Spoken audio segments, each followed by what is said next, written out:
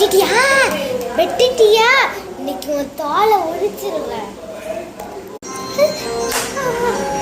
வெட்டிட்டாளா?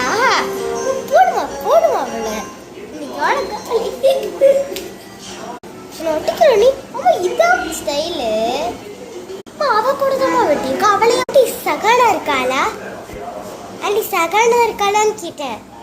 Aunty Sahana இருக்கா? வாமா வா, அவ இங்கதான் இருக்கா. இருமா வீடு எடுக்கிறேன். அக்கா அக்கா வீட்டுல இருக்கா? என் பிள்ளைக்கு சோறு விட்டு வர. சரிம்மா சரிம்மா, அழுவக்கூடாது.